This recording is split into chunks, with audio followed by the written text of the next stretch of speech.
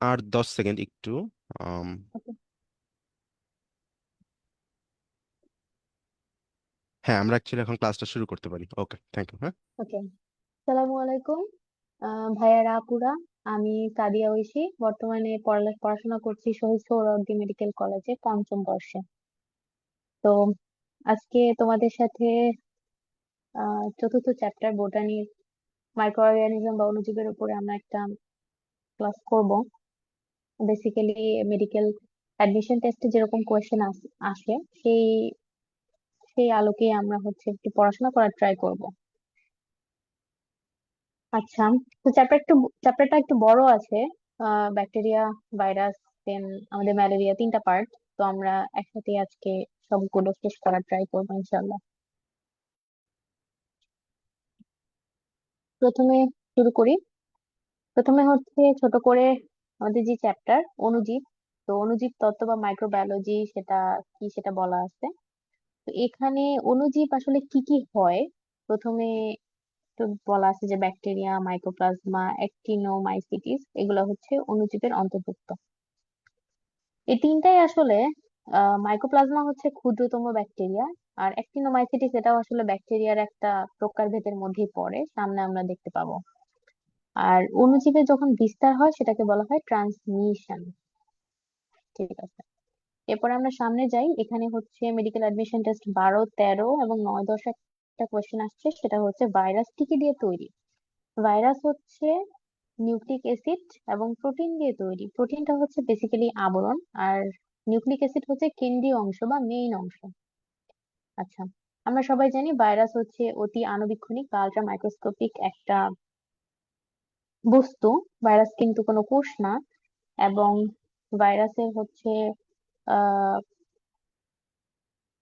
অকোষীয়, যেহেতু কোষ না, এবং এটা হচ্ছে বাধ্যতামূলক পরজীবী। মানে বেঁচে থাকার জন্য এর অবশ্যই কোনো একটা প্রাণী বা জীবদেহ প্রয়োজন হয়, এবং জীবদের বাইরে এটা হচ্ছে নিষ্ক্রিয় অবস্থায় থাকে।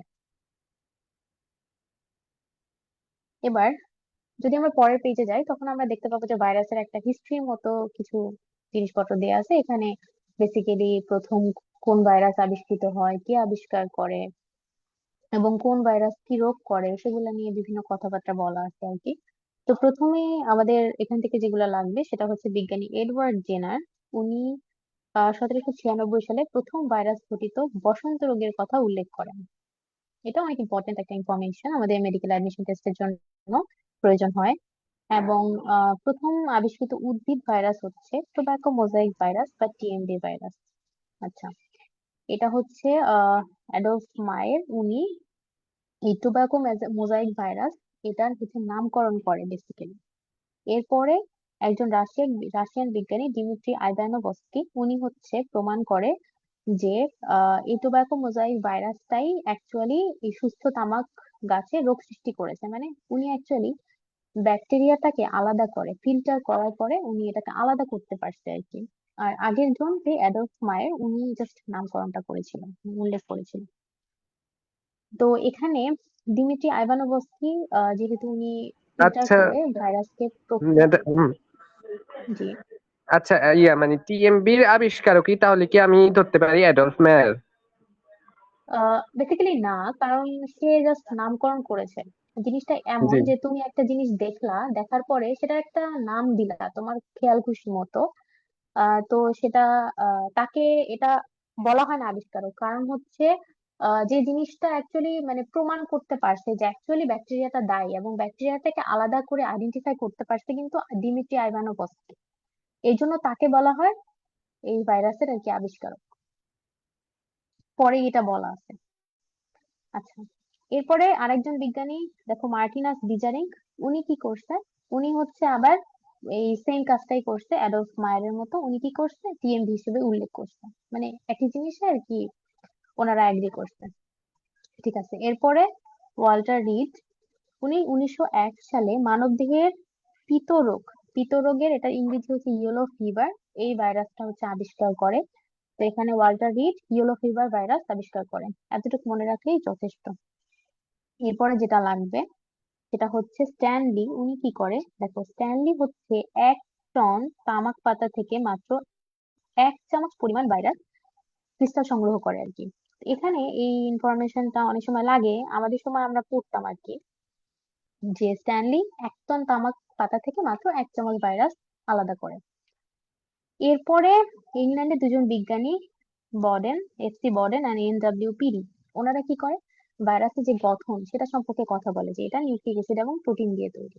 তারপরে শেফারম্যান আর মরিস, ওনারা হচ্ছে সায়ানোব্যাকটেরিয়া বা নীলাভ সবুজ শৈবাল, এই এটা হচ্ছে আবিষ্কার করেন। ধ্বংসকারী একটা ভাইরাস সায়ানোফাজ, যেটা বেসিক্যালি সায়ানোব্যাকটেরিয়া হচ্ছে একটা ব্যাকটেরিয়া, নীলাভ সবুজ শৈবাল বলা হয় বাংলায়, এবং এটাকে যে ভাইরাস আক্রমণ করে সেটা হচ্ছে সায়ানোফাজ। তো সেটা আবিষ্কার করে আর কি।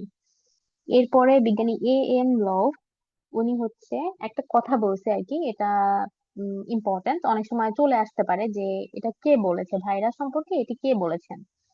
তো উনি যেটা বলেছেন সেটা হচ্ছে ভাইরাস ভাইরাসই, মানে এটা জীবও না আবার জড় বস্তুও না, এটা দুইটার মাঝামাঝি কিছু একটা।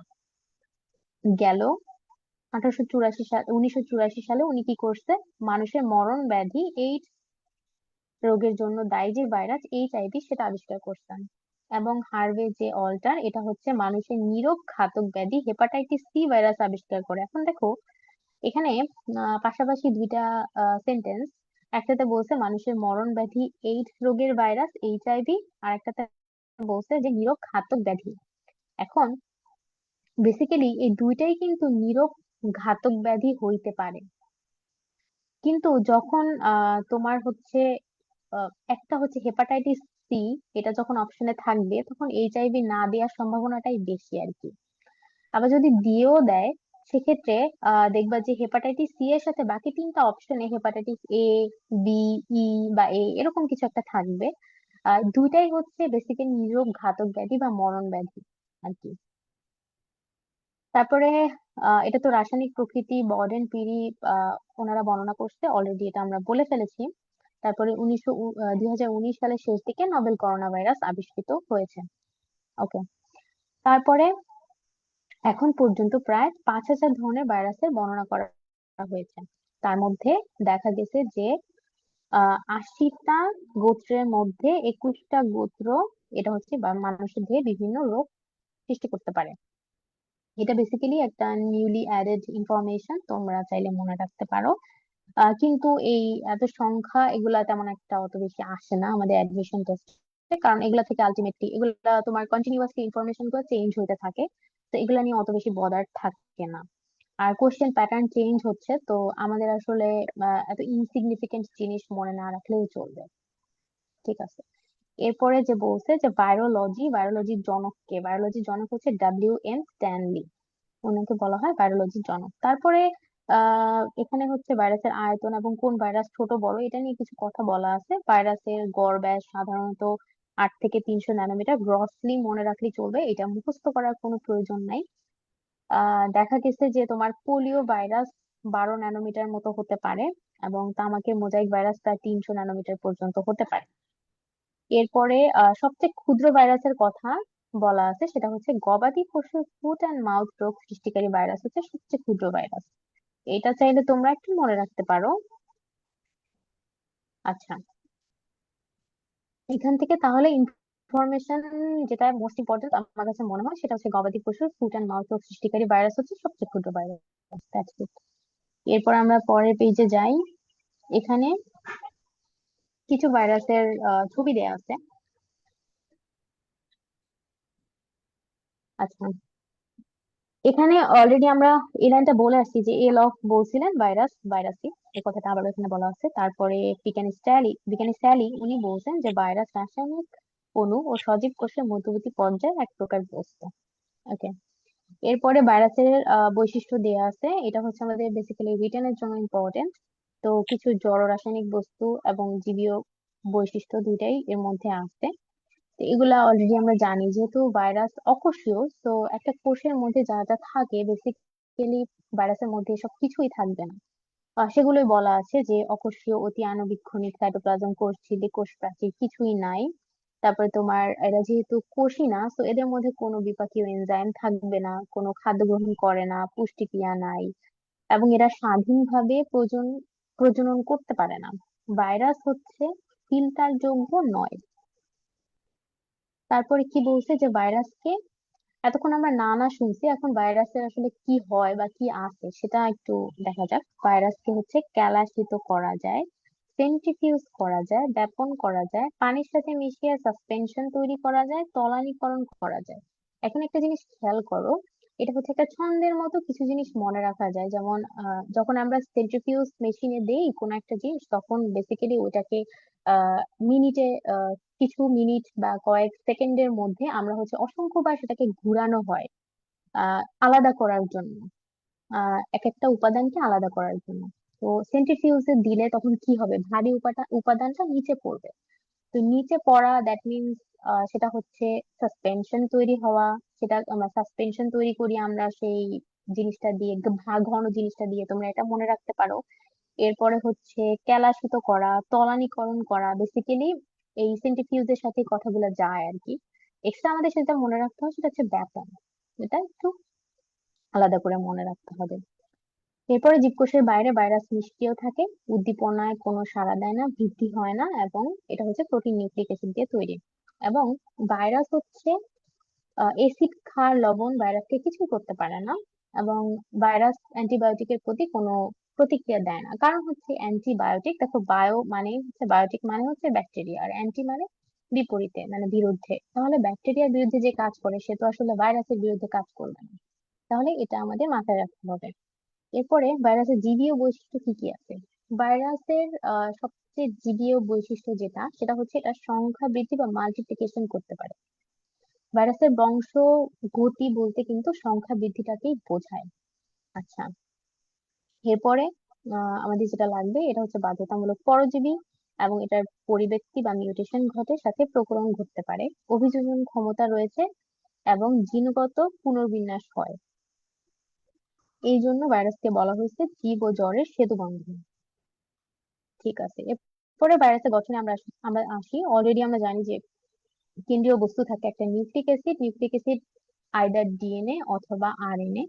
ডিএনএ আরএনএ কখনো একসাথে থাকবে না, আইদার বলেছি, তার মানে তোমার হয় ডিএনএ থাকবে অথবা আরএনএ থাকবে।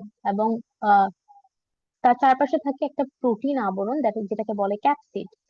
এই ক্যাপসিড আর যে নিউক্লিক অ্যাসিড, এটাকে হচ্ছে ক্যাপসিড দ্বারা যে নিউক্লিক অ্যাসিড কেন্দ্রটা আর কি কেন্দ্রীয় থাকে, সেটাকে হচ্ছে নিউক্লিওয়েড তুল্য বলা যেতে পারে আর কি। নিউক্লিওয়েড হচ্ছে বেসিক্যালি, জাস্ট এটুকু মনে রাখো, এটা কি এত কিছু জানার দরকার নাই, আমাদের জানলেই হবে যে নিউক্লিক অ্যাসিডকে নিউক্লিওয়েড বলা যেতে পারে। আর চারপাশে প্রোটিন আবরণ হচ্ছে ক্যাপসিড। ক্যাপসিডের মধ্যে কি প্রোটিন, অনেকগুলো সাব ইউনিট থাকে আর কি। তো এই প্রত্যেকটা সাব ইউনিটকে বলা হয় ক্যাপসোমিয়ার। এবং ক্যাপসিডের বাইরে কিছু কিছু ভাইরাসে আর কি মসৃণ বা কণ্টকিত একটা জিনিস থাকতে পারে, সেটাকে বলে স্পাইক। সব ধরনের ভাইরাসে যে থাকবে এমন না, থাকতে পারে আর কি। তারপরে কিছু কিছু ভাইরাসে দেখা গেছে আহ এই ক্যাপসিডের বাইরেও একটা একটা লিপিড আবরণের মতো থাকে। তো সেটাকে বলা হয় এনভেলপ। এনভেলপ মানে আবরণ, বোঝাই যাচ্ছে। এরপরে আহ আহ, রাসায়নিক ভাবে ভাইরাস প্রধানত দুই প্রকার প্রস্তুতি নিয়ে গঠিত, ওই যা পড়েছি আমরা বেসিক্যালি তাই, নিউক্লিক অ্যাসিড আর ক্যাপসিড প্রোটিন, এটা দিয়ে এই কথাই বলা আছে। আমরা অলরেডি এগুলো বলে ফেলেছি। তারপরে দেখো এখানে কিছু কথা বলেছে যে আহ সাধারণত অধিকাংশ উদ্ভিদ ভাইরাসে আরএনএ এবং অধিকাংশ প্রাণী ভাইরাসে ডিএনএ থাকে, তবে সর্বক্ষেত্রে এটি প্রযোজ্য নয়। তার মানে হচ্ছে নর্মালি আমরা ধরে নিতে পারি যে উদ্ভিদ ভাইরাস গুলার নিউক্লিক অ্যাসিড হবে আরএনএ এবং প্রাণী ভাইরাসের নিউক্লিক অ্যাসিড হবে ডিএনএ। কিন্তু একটা এক্সেপশন এখানে দেয়া আছে, সেটা হচ্ছে যেমন ফুলকপির মোজাইক ভাইরাসে ডিএনএ থাকে। আচ্ছা, তাহলে ধরো এখন তোমার এখান থেকে কোয়েশ্চেন আসতে পারে যে নিচের কোন উদ্ভিদ ভাইরাসের নিউক্লিক অ্যাসিড ডিএনএ। তিনটা অপশন থাকবে, যেগুলা নর্মালি আরএনএ হবে, আর যেটা ডিএনএ, ফুলকপির মোজাইক ভাইরাস চলে আসতে পারে সেখানে। আচ্ছা, একটা কোয়েশ্চেন আসছে, সেটা হচ্ছে প্রোক্যারিওটস এর নিউক্লিয়াসকে নিউক্লিওয়েড বলে। আচ্ছা, হ্যাঁ, আহ, এটা বলে আর কি। তো ঠিক আছে, এটা এখানে অ্যাড করে দেওয়ার জন্য আমি অ্যাকচুয়ালি বলতে চাচ্ছিলাম না। যেহেতু ওখানে ব্যাকটেরিয়াতে চলে যায় এই জন্য। আচ্ছা, থ্যাংক ইউ মনে করিয়ে দেওয়ার জন্য। ঠিক আছে, এরপরে আমরা ক্যাপসিডে যাই। ক্যাপসিড এখানে প্রোটিন অণু অলরেডি বলা আছে আমাদের।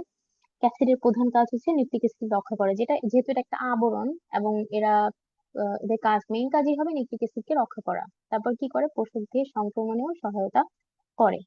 ক্যাপসিডে মেইনলি প্রোটিনের সাথে লিপিড স্টার্চও থাকতে পারে, এবং এরা যেহেতু পোষক দেহে সংক্রমণ করে, তো পোষক দেহে সংক্রমণ করা মানে হচ্ছে, আমরা যদি চিন্তা করি তাহলে সেটা হচ্ছে অ্যান্টিজেন এক কথায়, যেটা হচ্ছে আমাদের মানব দেহে যদি কোনো ভাইরাস ঢুকে এবং সেটা যদি আক্রমণ করে কোষকে, তাহলে তাদেরকে আমরা কি হিসেবে চিন্তা করি, অ্যান্টিজেন হিসেবে চিন্তা করি, সেটাই বলা আছে।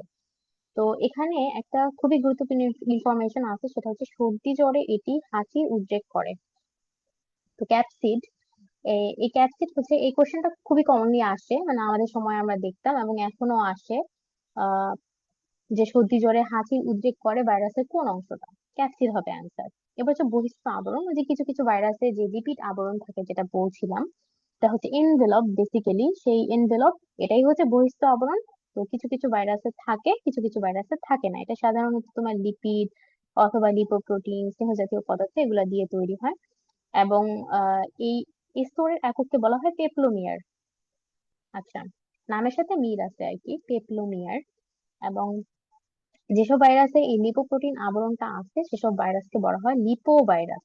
আচ্ছা, যদি কোনো ভাইরাসে এনভেলপ থাকে তাহলে সেটা তো লিপো ভাইরাস, আর যদি না থাকে তখন সেটাকে বলা হয় নগ্ন ভাইরাস। আচ্ছা, এরকম ভাইরাস কি কি আছে? Influenza virus, herpes virus, HIV, আর করোনা ভাইরাস। আরো অসংখ্য ভাইরাস আছে, কিন্তু তোমাদের বইতে জাস্ট এই উদাহরণগুলোই দেয়া আছে।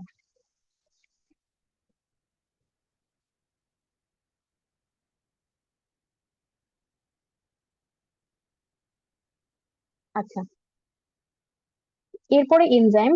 ভাইরাসে তো কোনো এনজাইম থাকে না, যেহেতু এটা কোনো কোষ না। তারপর কি বলছে, ব্যতিক্রম। ব্যতিক্রম হচ্ছে ব্যাকটেরিওফাজ। ব্যাকটেরিওফাজ মানে ব্যাকটেরিয়ার বিরুদ্ধে যে ভাইরাস কাজ করে, সেই ভাইরাসে লাইসোজাইম নামক এনজাইম থাকে। ইনফ্লুয়েঞ্জা ভাইরাসে নিউরামিনিডেস এনজাইম থাকে। তাহলে কি ভাইরাস গেল, একটা ব্যাকটেরিওফাজ, একটা ইনফ্লুয়েঞ্জা। আর এইচআইভি ভাইরাসে রিভার্স ট্রান্সক্রিপ্টেজ এনজাইম থাকে। আচ্ছা, লাইসোজাইম এনজাইম, এটা তোমরা শুনে থাকবে, আমাদের হচ্ছে অশ্রু, লালা এসব জায়গায় হচ্ছে লাইসোজাইম এনজাইমটা থাকে।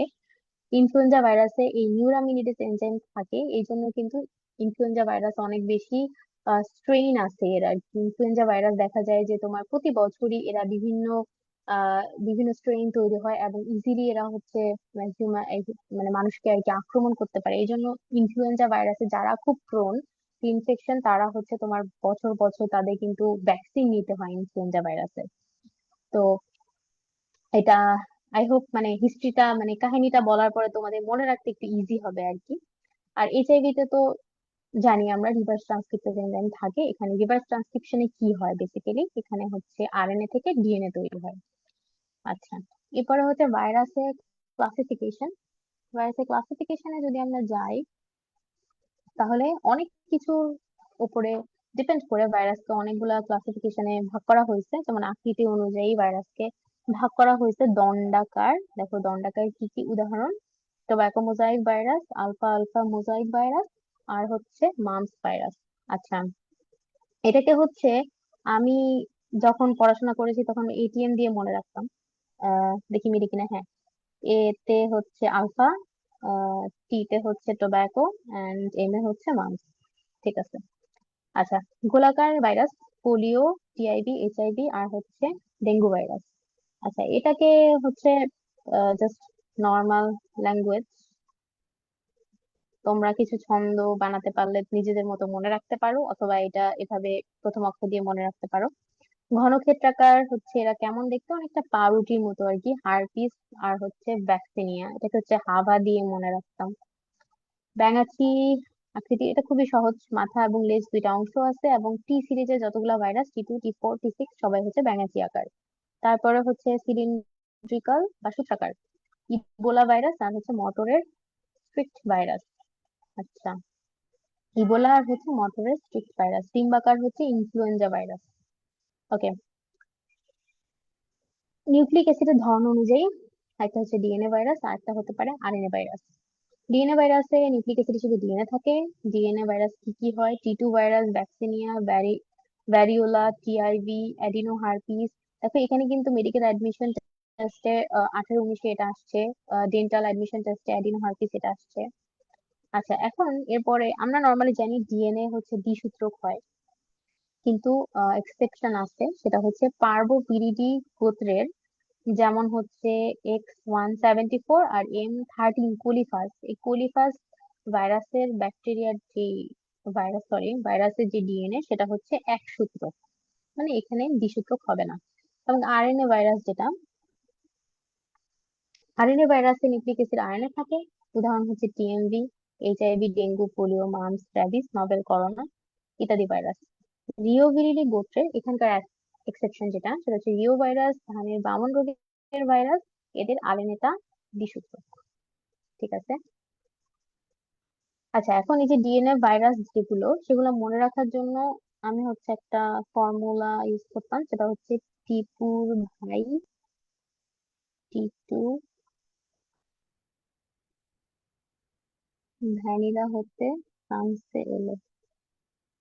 এখানে বেসিক্যালি ভ্যানিলা না, মানে ভ্যানিলা তো অ্যাকচুয়ালি কোনো শহরের নাম নাই, ম্যানিলা, বাট মনে রাখার সুবিধার্থে ভ্যানিলা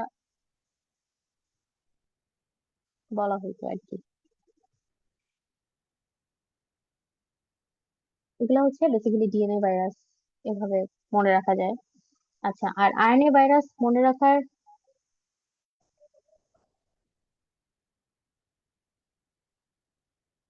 আচ্ছা আরএনএ ভাইরাস মনে রাখার সূত্রটা অ্যাকচুয়ালি আমার মনে পড়ে না, এই জন্য আমি দিতে পারি না এখানে।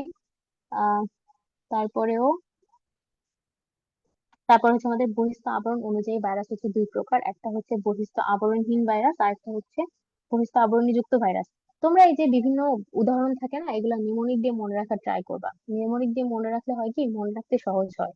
অনেক সময় এমন হয়তো যে টিচাররা বা কোচিং থেকে একটা নিউমোনিক দিয়ে দিত, তো ওই নিউমোনিক মনে রাখতে পারতাম না, পরে নিজের মতো বানায় নিতাম, মানে এরকম অসংখ্য হয়েছে আর কি। তো তোমাদের যেটা সুবিধা হয় সেটা তোমরা করতে পারো। আর অনেক একটু টাইম নিয়ে যদি নিজের মতো করে বানায় নাও, দেখবা ওই জিনিসটা তুমি বুঝতেছো না আর কি, তোমার জন্য ইজি হয়ে গেছে জিনিসটা। তারপরে বহিস্থ আবরণহীন কিছু আবরণযুক্ত ভাইরাস। আবরণহীন যারা, তারা হচ্ছে টিএমভি, টিটো ভাইরাস। আবরণযুক্ত এগুলো আমরা অলরেডি আগের পেজে পড়ছি, ইনফ্লুয়েঞ্জা, হার্পিস আর হচ্ছে এইচআইভি। পোষক দেহ অনুযায়ী মানে কোন ভাইরাস কাকে অ্যাটাক করতেছে। উদ্ভিদ ভাইরাস, প্রাণী ভাইরাস, ব্যাকটেরিওফাজ এবং হচ্ছে সায়ানোফাজ। উদ্ভিদ দেহে রোগ সৃষ্টিকারী ভাইরাসকে উদ্ভিদ ভাইরাস বলবো। টোব্যাকো মোজাইক ভাইরাস, বিনিয়োলো ভাইরাস। প্রাণী ভাইরাস হচ্ছে নর্মালি প্রাণীতে আমরা জানি যেগুলো আমাদের শরীরে রোগ তৈরি করে। ব্যাকটেরিওফাজ ব্যাকটেরিয়ার বিরুদ্ধে কাজ করে, টি2 সিরিজের সবগুলো আসবে। সায়ানোফাজ হচ্ছে বেসিক্যালি সায়ানো ব্যাকটেরিয়ার বিরুদ্ধে কাজ করে, এখানে হচ্ছে এলপিপি1, এলপিপি2, এগুলা হচ্ছে আমাদের প্রথম অক্ষর দিয়ে নামকরণটা করা হয়েছে আর কি। তারপরে, আচ্ছা, বংশ কিভাবে সংক্রমণ করে এবং বংশ বৃদ্ধির উপরে ভিত্তি করে সাধারণ ভাইরাস আর হচ্ছে রিট্রো ভাইরাস দুটা ভাগে ভাগ করা হয়েছে। সাধারণ ভাইরাসের মধ্যে সব ধরনের ভাইরাস পড়বে, রিট্রো ভাইরাসের মধ্যে এইচআইভি পড়বে আর কি। অন্য ধরনের কিছু ভাইরাসের কথা বলা আছে, যেমন হচ্ছে মাইকোফাস। মাইকো কথার মানে হচ্ছে ফাঙ্গাস, ছত্রাক আর কি। তো ছত্রাকের বিরুদ্ধে যে ভাইরাস কাজ করে, 1948 সালে হোমস উনি কি করছে, ব্যাকটেরিয়া আক্রমণকারী ভাইরাসকে প্যাজিনি বলছে, বা উদ্ভিদ আক্রমণকারী ভাইরাসকে বলছে ফাইটোপ্যাজিনি, আর প্রাণী আক্রমণকারী জু, মানে প্রথম পার্টটা দেখলে আমরা বুঝতে পারি, ফাইটো মানে হচ্ছে আমাদের প্ল্যান্ট বা উদ্ভিদ, আর ব্যাকটেরিয়া মানে হচ্ছে, এটা একটু আলাদা করে মনে রাখো, আর জু মানে তো প্রাণী আমরা জানি। এরপরে যেটা লাগবে সেটা হচ্ছে আরএনএ ভাইরাস, ডিএনএ ভাইরাসের মধ্যে কিছু গ্রস পার্থক্য দেওয়া আছে, এটা হচ্ছে আমাদের এইচএসসি এর জন্য বেশি ইম্পর্টেন্ট আর কি। তারপরে ভিতরে যা যা আছে মোটামুটি আমরা আহ পড়ে ফেলেছি অলরেডি। আচ্ছা, এখানে আহ আমার হচ্ছে একটা জায়গায় চোখ গেল, দেখো কি বলছে যে অধিকাংশ ভাইরাসের ডিএনএ দ্বিসূত্র, কিন্তু আমরা হচ্ছে পলিফাজের কথা আগেই দেখছি, তবে এখানে অ্যাড করা হয়েছে যে ইয়েলো ফিভার, ডেঙ্গু ও হেপাটাইটিস সি এর ডিএনএ এক সূত্র। এটা কিন্তু এখানে আবার নিউ। আচ্ছা, এরপরে কি বলছে যে এগুলো আমরা পারি, আকৃতি, নিউক্লিক অ্যাসিড, আক্রান্ত জীব, সূত্র। তারপর যেটা বলা আছে রোগ সৃষ্টি, আরএনএ ভাইরাস উদ্ভিদ দেহে, এটা প্রাণী দেহে। আচ্ছা, এখন আরএনএ ভাইরাস যেটা, আরএনএ ভাইরাসে কিন্তু কোনো ইনভেলপ থাকে না, কিন্তু ডিএনএ ভাইরাস যারা তাদের হচ্ছে একটা ইনভেলপ থাকে। আচ্ছা, আর উদাহরণ তো আমরা দেখে আসতেছি। ওকে, উদাহরণগুলো আমাদের লাগবে। ভাইরাসের পরজীবিতা, এই টপিকের মধ্যে আমরা বেসিক্যালি কথাগুলো বলে এসেছি আগে। এখন আমাদের যেটা লাগবে যে ভাইরাসের যেই যেই মানব দেহে বা যেই জীব দেহে ভাইরাসকে আক্রমণ করবে, সেই জায়গায় ভাইরাসের আক্রমণের জন্য একটা রিসেপ্টর সাইট থাকতে হবে। রিসেপ্টর সাইট থাকলেই ওই ভাইরাস ওইখানে গিয়ে ওটা অ্যাকসেপ্টেড হবে এবং সে ওই অঙ্গে গিয়ে রোগ তৈরি করতে পারবে। এটাকে ভাইরাসের যে প্রোটিন আবরণ নির্ণয় করে, এটা হচ্ছে তার আক্রমণের সুনির্দিষ্টতা বা স্পেসিফিসিটি, এটাকে ইন্ডিকেট করে আর কি। যেমন ঠান্ডা লাগার ভাইরাস, যেটা কোল্ড ভাইরাস, সেটা হচ্ছে আমাদের যে শ্বাসতন্ত্রের মিউকাস মেমব্রেন বা ফুসফুস, সেখানে গিয়ে আক্রমণ করে। সেটা হচ্ছে কখনো স্কিনে আক্রমণ করে। আবার চিকেন পক্সের যে ভাইরাস, সেটা হচ্ছে ত্বকে আক্রমণ করে। যে পোলিও ভাইরাস হচ্ছে ঊর্ধ্বতন শ্বাসনালী এবং অন্ত্রের আবরণ কোষে, মানে শ্বাসনালীতে, আর একটা হচ্ছে অন্ত্রে, পেটের মধ্যে আক্রমণ করে। আবার কখনো কখনো স্নায়ুকোষকেও আক্রমণ করতে পারে। এরা হচ্ছে দেখা গেল তোমার স্কিনে গিয়ে আক্রমণ করবে না। এখন কেন এরা ওখানে পারতেছে, অন্য জায়গায় পারতেছে না? কারণ একটাই জিনিস, যে এদের হচ্ছে আক্রমণের সুনির্দিষ্টতা বা রিসেপ্টর সাইট। দেখা গেছে পোলিও ভাইরাসের রিসেপ্টর সাইট শুধু ঊর্ধ্বতন শ্বাসনালীতেই আছে, অন্ত্রে আছে এবং স্নায়ুকোষে আছে, অন্য কোনো জায়গায় নাই, এই জন্য এরা পারে না। আচ্ছা, তাহলে মেইন মেইন জিনিসটা এখানে রিসেপ্টর সাইট। এরপর আমাদের ফাজ ভাইরাস, এরা শুধু ব্যাকটেরিয়াকেই আক্রমণ করতে পারে। টি সিরিজে যতগুলো আছে সবাই, যেমন টি2 ব্যাকটেরিয়া ফাজ, এটা হচ্ছে কোলাই বা এস্টেরিসিয়া কোলাই, এই ব্যাকটেরিয়াকে আক্রমণ করে। তোমাদের ব্যাকটেরিয়া এস্টেরিসিয়া কোলাই এর নামটা হচ্ছে তোমাদের জানতে হয়। অনেক সময় দেখা যায় যে পরীক্ষায় যখন তোমরা অনুশীলনী কোশ্চেন গুলো অ্যান্সার করো, তখন তোমাদের এটা লিখতে হয়। লিখতে পারো ভালো আর কি, ফুল ফর্মে। টিএমভি, টোবাকো মোজাইক ভাইরাস, তামাক গাছকে আক্রমণ করে, দ্যাটস এটার নাম এরকম। ইমার্জিং ভাইরাস, কিছু কিছু ভাইরাস আছে যারা একটা সময় দেখা যেত পাখিকে আক্রমণ করতো, বানরকে আক্রমণ করতো, মানে মানুষকে করতো না, পরে দেখা যাচ্ছে তারা মানুষের মধ্যে ছড়িয়ে পড়েছে। তো এই ধরনের ভাইরাস, আহ এদেরকে বলা হয় ইমার্জিং ভাইরাস। একটা পোষক থেকে অন্য একটা পোষকে ছড়িয়ে পড়তেছে এবং আক্রমণ করতেছে। যেমন ফ্লু বা ইনফ্লুয়েঞ্জা, এটা একসময় পাখিকে আক্রমণ করতো, পাখিতে রোগ তৈরি করতো, কিন্তু এখন দেখা যাচ্ছে মানুষ এটাতে আর কি আক্রমণ, মানুষ হচ্ছে আর কি। এরপরে এইচআইভি, যেটা এটা প্রকৃত পোষক ছিল বানর, যেটা পরে মানুষে ছড়িয়ে পড়ে। এবং এই যে পোষক চেঞ্জ করার যে পদ্ধতি, প্রজাতি থেকে প্রজাতি, এইটা হচ্ছে তোমার ইমাজিং ভাইরাসটা পারে। এবং ইমাজিং ভাইরাসের উদাহরণ হচ্ছে এইচআইভি, সার্স, নীল ভাইরাস এবং ইবোলা ভাইরাস। আচ্ছা, ভিরিয়ন। ভিরিয়ন কি? নিউক্লিক অ্যাসিড আর ক্যাপসিড, এই দুইটা জিনিস থাকবে এবং সম্পূর্ণ সংক্রমণ ক্ষমতা সম্পূর্ণ একটা সম্পূর্ণ ভাইরাস, এটাকে বলবো আমরা ভিরিয়ন। তার মানে ভাইরাসের মধ্যে যা যা থাকে তা সবই যদি থাকে এবং সেটা যদি সংক্রমণ ক্ষমতা যুক্ত হয়, তাহলে আমরা ওইটাকে বলতেছি ভিরিয়ন। সংক্রমণ ক্ষমতা যদি না থাকে, তখন আমরা সেটাকে বলতেছি নিউক্লিয় ক্যাপসিড। মানে যা যা থাকার কথা সবই আছে, নিউক্লিক অ্যাসিড এবং ক্যাপসিড, বাট সে সংক্রমণ করতে পারতেছে না, আমরা কি নাম দেবো? নিউক্লিয় ক্যাপসিড। জাস্ট ওর নামে নিউক্লিয় মানে হচ্ছে নিউক্লিক অ্যাসিড, ক্যাপসিড মানে ক্যাপসিড, জাস্ট দুইটা পার্ট নিয়ে ওর নামটা। আচ্ছা, তারপর কি বলেছে, ভিরিয়নে কতগুলা ক্যাপসিমিয়ার থাকতে পারে?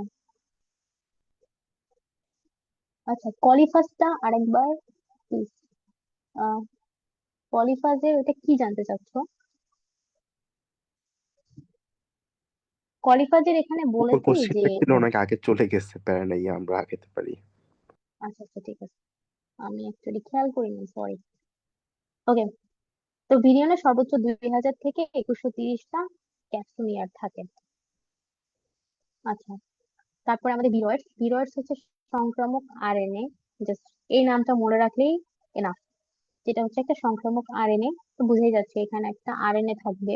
সেটা হচ্ছে এক সূত্রক, আরএনএ হয় এক সূত্রক নর্মালি, হচ্ছে বৃত্তাকার। এবং হচ্ছে এখানে কি থাকে, এখানে থাকে নিউক্লিওটাইড, এবং এরা হচ্ছে ক্ষুদ্রতম ভাইরাস থেকেও বহুগুণে ক্ষুদ্র। বোঝাই যাচ্ছে ভাইরাসের গঠনে নর্মালি নিউক্লিক অ্যাসিডের সাথে ক্যাপসিড থাকে, তো এটা জাস্ট একটা আরএনএ, তাহলে এটা তো নিশ্চয়ই অনেক ক্ষুদ্র হবে। এবং এই ভিরয়েডস কোথায় পাওয়া যায়? জাস্ট উদ্ভিদেই পাওয়া যায়। আচ্ছা, ভিরয়েডস শুধু উদ্ভিদেই পাওয়া যাবে। ঠিক আছে, এরপরে একটা নিউ আবিষ্কার আসছে, সেটা হচ্ছে যে হেপাটাইটিস ডি যেটা, এরা হচ্ছে ভিরয়েডস দিয়ে হয়ে থাকে। এবং ভিরয়েডস এর একটা রোগের নাম বলা আছে নারকেল গাছে, এরা হচ্ছে ক্যাডাং রোগ তৈরি করতে পারে। ঠিক আছে, এরপরে আমাদের প্রিয়ন্স। প্রিয়ন্স হচ্ছে কি? সংক্রামক প্রোটিন ফাইব্রিল। প্রথম কথা, প্রিয়ন্সের হচ্ছে সংক্রমণ ক্ষমতা আছে প্রচন্ড। এরা হচ্ছে প্রোটিন দিয়ে তৈরি। তার মানে কি দাঁড়াইলো, যে এখানে প্রোটিনটা থাকবে। এখন প্রোটিন কোনটা? প্রোটিন হচ্ছে ক্যাপসিড। তাহলে প্রিয়ন্সে জাস্ট প্রোটিনটাই থাকে, যেটা সংক্রমণ করতে পারে বা রোগ তৈরি করতে পারে। এখানে কোনো নিউক্লিক অ্যাসিড থাকে না। আচ্ছা, তাহলে এটা কি করে? মানুষের কেন্দ্রীয় স্নায়ুতন্ত্রে কুরু এবং গ্রেভ সেলস, এই দুইটা রোগ করতে পারে। ভেড়া এবং ছাগলের স্ক্র্যাপি নামক রোগ করতে পারে। তারপরে ম্যাটকাউ নামক রোগ তৈরি করতে পারে। ঠিক আছে, এখন স্ট্যানলি বি ক্রুসিনার, উনি হচ্ছে এই প্রিয়ন্সের অস্তিত্বের কথা বলেন প্রথম, এবং ভেড়ার স্ক্র্যাপি রোগের পর্যবেক্ষণ করেন।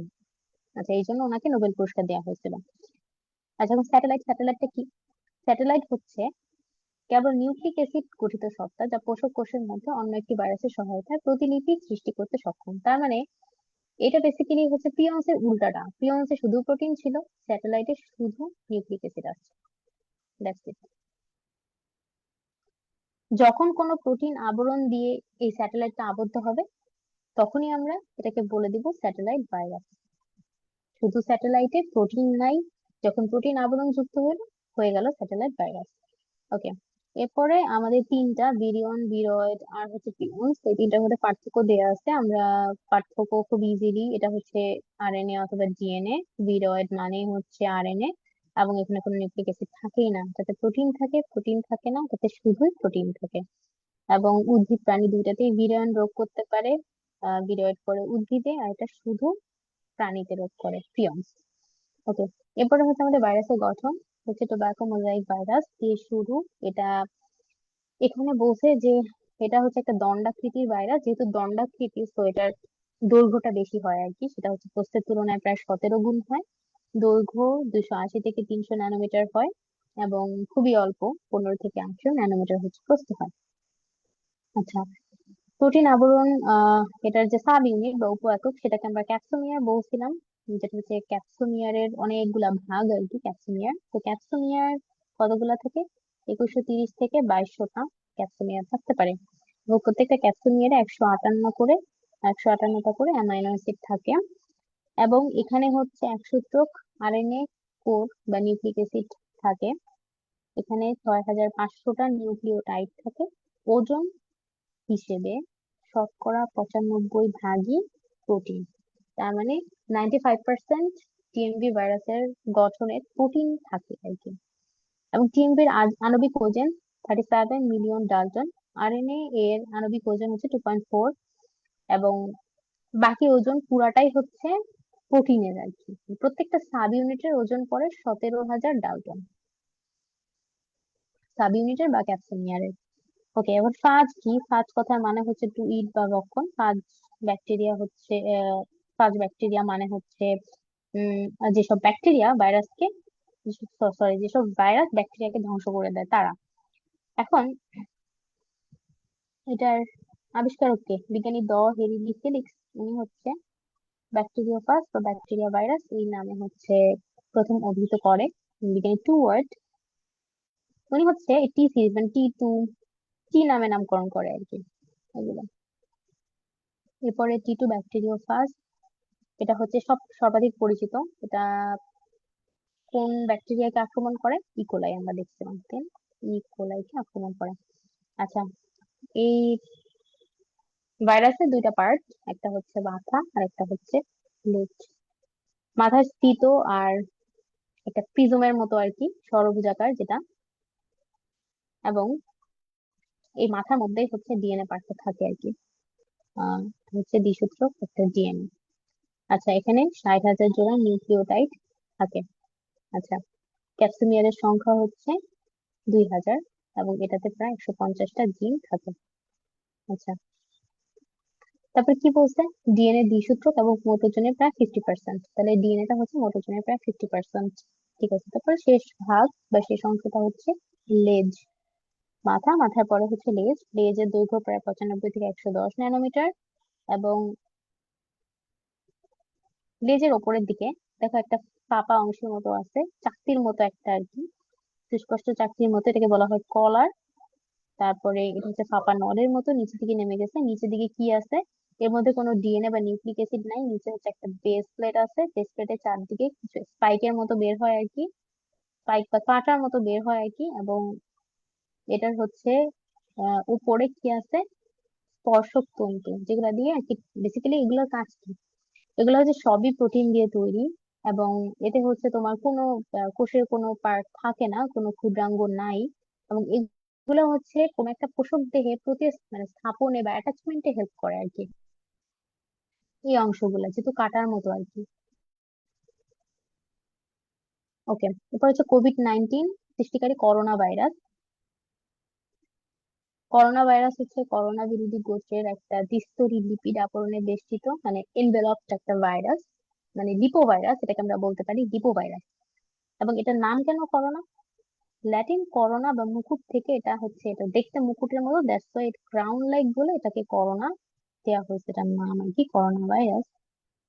এবার আচ্ছা, তাইলে আমাদের রোগের নাম হচ্ছে কোভিড-19 আর ভাইরাসের নাম হচ্ছে করোনা ভাইরাস। বেসিক্যালি এটা হচ্ছে তোমার ভাইরাসের নামটা করোনাও না, ভাইরাসের নামটা হচ্ছে সার্স কোভ টু, রাইট?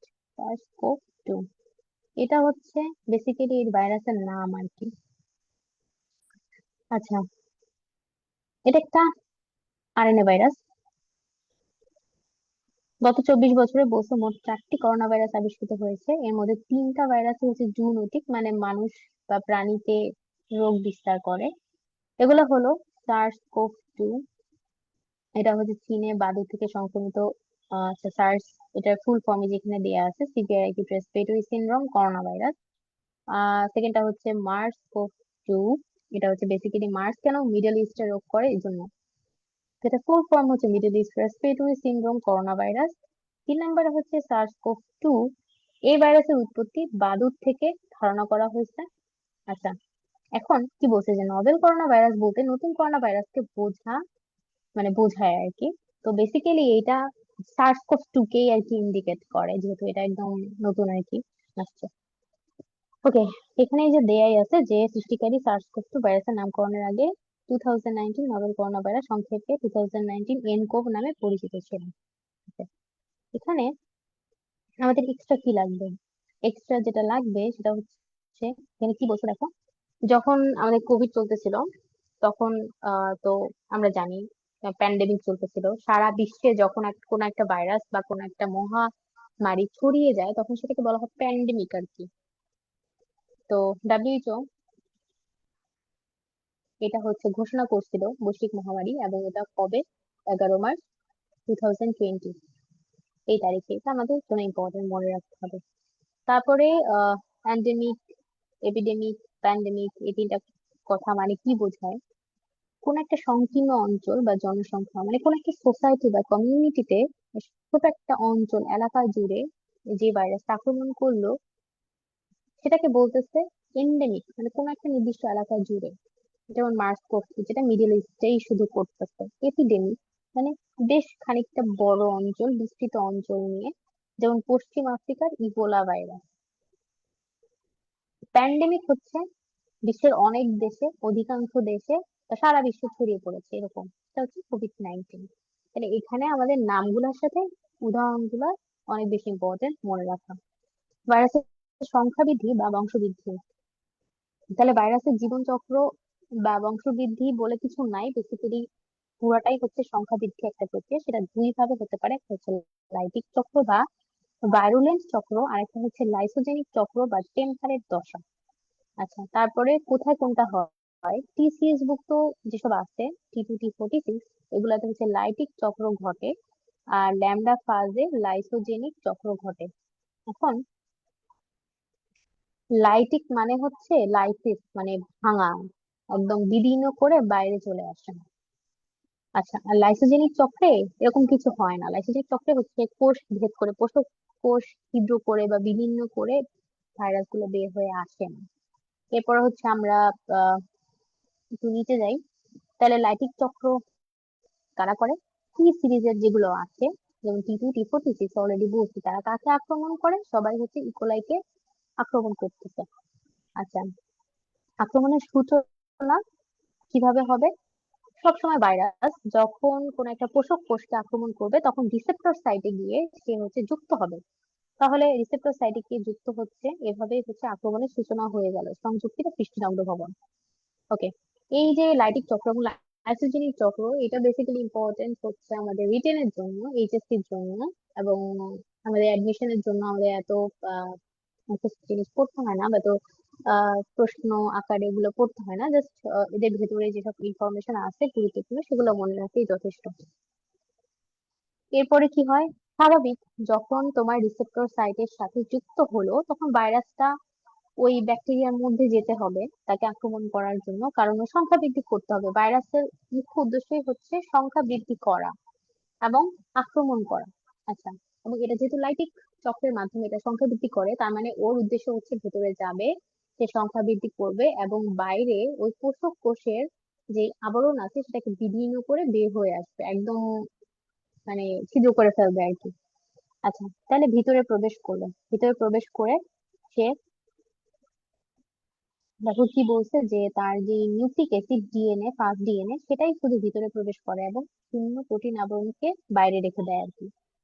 এরপরে এরা কি করে, কি বলছে এখানে ছোট করে, যে লাইটিং চক্র 6টা ধাপে সম্পন্ন হয়। এরপর তারা যেটা করে সেটা হচ্ছে রেপ্লিকেশন বা প্রতিলিপন করে, যেহেতু তাদের সংখ্যা বৃদ্ধি করতে হবে। তারপরে দেখো কি বলছে, যে তারা হচ্ছে, আমরা জানি আমাদের ডিএনএ থেকে ডিএনএ যেহেতু সেটা হচ্ছে আরএনএ তৈরি করতে হলে কি লাগবে? আরএনএ পলিমারেজ লাগবে, এনজাইম, আমরা ফার্স্ট চ্যাপ্টারে পড়েছি। এখানে হচ্ছে আরএনএ পলিমারেজ, পোষক কোষের আরএনএ পলিমারেজ ব্যবহার করে তারা এমআরএনএ তৈরি করে এবং শেষমেশ তারা হচ্ছে প্রোটিন তৈরি করে। আচ্ছা, এবং এই যে প্রোটিনটা তৈরি হচ্ছে সেই প্রোটিনটা কি করে, যেই ফাজ বা ইকোলাই যে ব্যাকটেরিয়াটা, সেই ব্যাকটেরিয়ার ডিএনএ কে খন্ড খন্ড করে একদম নষ্ট করে দেয়। এরপরে দেখা যায় যে পোষক কোষে ওর সাথে কম্পিট করার জন্য কোনো ডিএনএ আর বাকি থাকে না, তখন ও আরো সুযোগ পেয়ে যায়, তখন নিজেই সব আরএনএ পলিমারেজ খরচ করে ফেলায় এবং নিজে অনেক বেশি সংখ্যা বৃদ্ধি করে আর কি। ঠিক আছে, এরপরে হচ্ছে কি করে দেখো, ফাস্ট ফুড প্রোটিন তৈরি করে, ডিএনএ প্রতিলেপন করলো, সাথে ফাস্ট ফুড প্রোটিন তৈরি করলো। এবং ফুড প্রোটিন থেকে কি কি তৈরি হয়, মানে তোমার হচ্ছে নিউক্লিক অ্যাসিড বাদে যা যা ওর ছিল, মাথা, লম্বা লেজ, স্পর্শক তন্তু, স্পাইক, সবকিছু এই কোড প্রোটিন দিয়ে তৈরি হবে, কারণ আমরা কিন্তু অলরেডি পড়ছিলাম এই বাকি সব অংশগুলাই অ্যাকচুয়ালি প্রোটিন দিয়ে তৈরি। আচ্ছা, এরপরে সবকিছু তো আলাদা আলাদা ভাবে তৈরি হলো, এখন আলাদা আলাদা ভাবে তো আর ভাইরাস হলো না, সবকিছু একসাথে একত্রিত হইতে হবে, অ্যাসেম্বল করতে হবে। তো সবকিছু এবার অ্যাসেম্বল হবে, অ্যাসেম্বল হওয়ার পরে তারপরে হচ্ছে পূর্ণাঙ্গ ব্যাকটেরিওফাজ হিসেবে আত্মপ্রকাশ করবে। এরপর কি হবে, ও যেহেতু বিদীর্ণ করে বাইরে চলে আসবে, তাহলে অনেক বেশি যখন ব্যাকটেরিওফাজ তৈরি হয়ে যাবে তখন কোষের প্রাচীরটা ছিঁড়ে বা বিদীর্ণ করে ও হচ্ছে মুক্তভাবে বাইরে চলে আসবে। এরপরে হচ্ছে এরকম করে করে ও আরো অনেক, আরো আহ, যেসব ব্যাকটেরিয়া আছে ইকোলাই তাদেরকে হচ্ছে আক্রমণ করে। ঠিক আছে, তারপর কি বলছে দেখো, যে পোষক কোষে বংশগতীয় বস্তু প্রবেশের পর ভাইরাসের সংখ্যা বৃদ্ধি ঘটতে পারে এবং পোষক কোষ ভেঙে অনেকগুলো ভিরিয়ন মুক্ত হয়। আচ্ছা, তাই এটাকে বলতেছে লাইটিক চক্র। আচ্ছা, এখন এমন প্রকৃতির ফাজকে বলা হয় লাইটিক ফাজ বা ভিরুলেন্ট ফাজ, এবং বিদীর্ণ হওয়ার প্রক্রিয়াটাকে বলতেছে লাইসিস, অলরেডি আমরা এগুলো বলে ফেলছি। তারপর দেখো কি হয়, লাইটিক চক্রের মাধ্যমে 30 মিনিটে প্রায় 300টা নতুন ফাজ তৈরি হইতে পারে। আচ্ছা, তারপরে এখানে একটা সময়ের কথা বলা আছে, যেটা হচ্ছে ইক্লিপস কাল। ইক্লিপস কালটা কি? পোষক ব্যাকটেরিয়াকে আক্রমণ করার পর থেকে যে সময় পর্যন্ত পূর্ণাঙ্গ অপত্য ভাইরাস সৃষ্টি না হয় সে সময়কে বলতেছে ইক্লিপস কাল। এবার সেই লাইসোজেনিক চক্র, লাইসোজেনিক চক্র হচ্ছে ফাজ যেগুলো রয়েছিল, যেমন হচ্ছে ল্যামডা ফাজ, টি1 ফাজ, 13 ফাজ, এরা হচ্ছে ইকোলাই ব্যাকটেরিয়া কোষে লাইসোজেনিক চক্র সম্পন্ন করে। তো এখানেও সবকিছু ও প্রবেশ করবে, তারপরে তোমার বংশবৃদ্ধি করবে, কিন্তু মাঝখানে একটু ডিফারেন্স আছে, যেহেতু ও হচ্ছে কোষকে বিদীর্ণ করে বের হয় না, তাহলে ও ভিতরে গিয়ে অ্যাকচুয়ালি করে কি? এখানে যেটা করে, ব্যাকটেরিয়ার যে ডিএনএ, সেই ডিএনএ এর সাথে ও একটা চুক্তি করে, কাইন্ড অফ, মানে সেই ব্যাকটেরিয়ার ডিএনএ এর সাথে ভাইরাসের ডিএনএটা সংযুক্ত হয়। সংযুক্ত হইতে হেল্প করে নিউক্লিয়াস এনজাইম। একটা নির্দিষ্ট জায়গায় কাটে, সেখানে গিয়ে সংযুক্ত হয়, এবং সংযুক্ত হইতে ইন্টিগ্রেস, ইন্টিগ্রেশন মানে হচ্ছে যুক্ত হওয়া, তাহলে ইন্টিগ্রেস এনজাইম হচ্ছে এই সংযুক্তিতে হেল্প করতেছে। তারপরে এই যে ব্যাকটেরিয়া ডিএনএ এর সাথে ভাইরাসের ডিএনএ যে সংযুক্ত হয়ে গেল, এই পুরা জিনিসটার নাম হয়ে গেল এখন প্রোফাজ। এইটুক জিনিস হচ্ছে এক্সট্রা লাইসোজেনিক চক্রে করতে হয়। তবে কি বলতে, লাইসোজেনিক চক্রে কেবল ব্যাকটেরিয়া ফাজে সীমাবদ্ধ থাকে না, প্রাণী এবং মানুষকেও আক্রমণ করতে পারে। যেমন উদাহরণ হচ্ছে হারপিস সিমপ্লেক্স, এটা হচ্ছে এমন একটা ভাইরাস, রাইট? তাহলে লাইটিক চক্র আর লাইসোজেনিক চক্রের মধ্যে আহামরি ওরকম পার্থক্য এখানে কিছু পড়ার নাই। এটা হচ্ছে তোমাদের এইচএসসি জন্য ইম্পর্টেন্ট। আহ এতটুকু যা যা বলেছি, এগুলো মোর দ্যান ইনাফ। ওকে, তারপরে ভাইরাসের অর্থনৈতিক গুরুত্ব। এখানে যদি আমরা যাই, তাহলে অর্থনৈতিক গুরুত্ব মানেই হচ্ছে সেম, এটা হচ্ছে আমাদের এইচএসসি এর জন্য মোস্ট ইম্পর্টেন্ট, এবং কোন ভাইরাস কি রোগ করতেছে বেসিক্যালি অ্যাডমিশনে এটাই ইম্পর্টেন্ট আর কি। আচ্ছা, ভাইরাসের অপকারিতা উপকারিতা দুইটাই আসবে অর্থনৈতিক গুরুত্বের মধ্যে। ভাইরাসের মানব দেহে দেখো কি করে, বসন্ত, হাম, পোলিও, জলাতঙ্ক, ইনফ্লুয়েঞ্জা, হার্পিস, ডেঙ্গু, চিকুনগুনিয়া, কোভিড-19, hepatitis, monkey pox, Kaposi sarcoma ইত্যাদি রোগ করে। এখানে পোলিওটা কিন্তু অলরেডি আছে। এটা হচ্ছে ভেরি ইজি, আমরা জানি পোলিও মানুষেরই হয়। তো পোলিও, হাম, জলাতঙ্ক, ইনফ্লুয়েঞ্জা, এগুলা সবাই আমরা জানি। তবে হচ্ছে খেয়াল রাখতে হবে কিছু কিছু অ্যাটিপিক্যাল নাম আছে ভাইরাসের, সেগুলো কি অ্যাকচুয়ালি প্রাণী দেহে রোগ করে কিনা, যদি সেখান থেকে চলে আসে সেক্ষেত্রে আমাদের একটু খেয়াল রাখতে হবে যাতে আমরা সেটা অ্যান্সার করতে পারি। আবার উদ্ভিদের রোগ সৃষ্টি করে এরকম ভাইরাস, যেমন ফিমেল মোজাইক ভাইরাস, আলু লিফ রোল ভাইরাস। এখন এখানে উম আরো এরকম অনেক কিছু পাবা, দেখবা যে উম, আলুর এই রোগ, ধানের এই রোগ, বা ধানের টুংরো রোগ, এটা কি দিয়ে হয়েছে। ধানের আরো কিছু রোগ আছে, আলুর আরো কিছু রোগ আছে, এগুলো ভাইরাস দিয়ে হয়েছে নাকি ব্যাকটেরিয়া দিয়ে হয়েছে। অনেক সময় এভাবেও কোশ্চেন আসে। তো আলুর লিফ রোগ, যেটা পাতা কুঁচকে যাওয়া, এটা হচ্ছে ভাইরাস দিয়ে হয়।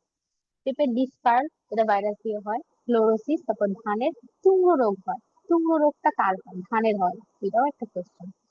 এরকম 300 রকম উদ্ভিদ রোগ ভাইরাস দিয়ে হতে পারে। আচ্ছা, এরপর হচ্ছে পোষা প্রাণীতে রোগ সৃষ্টি। পোষা প্রাণীতে মেইনলি গবাদি পশু যারা আছে তাদের হচ্ছে ফুট অ্যান্ড মাউথ রোগ করে, এবং হচ্ছে পা এবং মুখের বিশেষ ক্ষত রোগ, এটাকে খুরা রোগ বলে।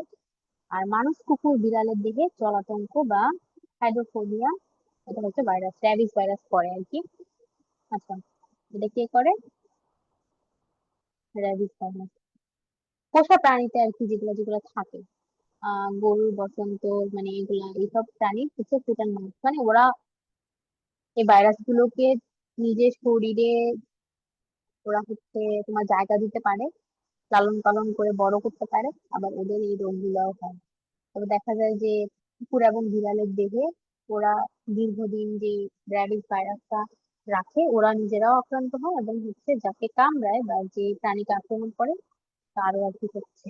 দেখো, ওদেরকে বলতেছে পোষা প্রাণীতে রোগ সৃষ্টি করা আর কি। আচ্ছা, তারপর ফাজ ভাইরাস, এটা হচ্ছে ব্যাকটেরিয়াকে ধ্বংস করে। তারপর এইডস। ওকে, এইডস এর জন্য দায়ী ভাইরাস কি? এইচআইভি। এইডস হচ্ছে একটা রোগ, end stage of the HIV virus infection, মানে একদম শেষ। এইচআইভি ভাইরাস একটা মানুষকে আক্রমণ করছে, এবং ওই মানুষ একদম তোমার হচ্ছে লাইফের শেষ পর্যায়ে আর কি চলে গিয়েছে, আর ভাইরাস একদম তার শরীরের রোগ প্রতিরোধ ক্ষমতা সম্পূর্ণ নষ্ট করে দিয়েছে। তো ওই অবস্থাটাকে বলি আমরা এইডস বা অ্যাকিউট ইমিউন ডেফিসিয়েন্সি সিনড্রোম। তাহলে দাই ভাইরাস হচ্ছে এইচআইভি বা human immuno deficiency virus. AIDS acute, acute মানে হচ্ছে অর্জিত, আর ইমিউন মানে হচ্ছে রোগ প্রতিরোধ ক্ষমতা, এটা হচ্ছে হ্রাস পায়। তাহলে এইডস মানে হচ্ছে ওই মানুষের বা আক্রান্ত ব্যক্তির রোগ প্রতিরোধ ক্ষমতা নাই বললেই চলে, এটা হচ্ছে কমে গিয়েছে। ওকে, এরপরে এটা হচ্ছে নীরব ঘাতী বা ঘাতক বা হচ্ছে নীরব ঘাতী বা হচ্ছে মরণ ব্যাধি। আমরা দুইটাই বলতে পারি, এইচআইভি ভাইরাসকে ইবোলা ভাইরাস। তারপরে আমাদের আছে ইবোলা ভাইরাস হচ্ছে একসূত্রক আরএনএ দিয়ে তৈরি, এটা হচ্ছে মেইনলি আফ্রিকায় প্রথম দেখা গিয়েছিল। ইবোলা ভাইরাস আক্রমণকারী যে কোষটা আছে সেটাকে হচ্ছে মানে বিভিন্ন করে বের হয়ে যায়, মানে এ হচ্ছে যে কোষ কাটায় ফেলাইতে আর কি সক্ষম। সেটা হচ্ছে কি করে, কোষ যদি ফেটেই যায় বা ভেঙেই যায় তখন কি হবে, এটা তো আর কাজ করতে পারবে না ওই কোষটা। এবং এরকম করে যদি শরীরের সব কোষ এরকম বিলীন হয়ে যায় তখন তো ওই মানুষটা ব্লিডিং এই মারা যাবে। আচ্ছা, তো এটা হচ্ছে মারাত্মক একটা মারণ ভাইরাস। প্রথমে হচ্ছে এটা কোথায় দেখা গেছিল, আফ্রিকার কঙ্গোর ইবোলা নদীর তীরে প্রথম একটা কৃষক মারা গিয়েছিল, এবং দেখা গেছিল যে চোখ নাক কান বিভিন্ন জায়গা থেকে রক্তক্ষরণ হয়ে উনি মারা গিয়েছিলেন। এবং ওই নদীর নাম অনুসারে ওই নামটা ভাইরাসের নাম হয়েছে ইবোলা ভাইরাস।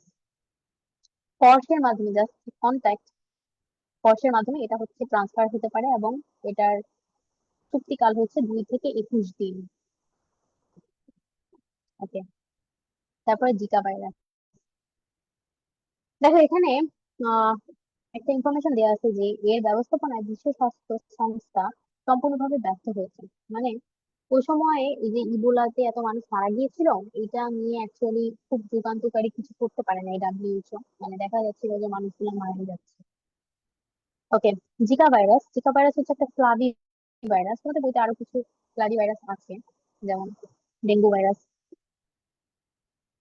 এরপরে হেপাটাইটিস সি বা এইচসিভি, এরা হচ্ছে ফ্লাভি ভাইরাস।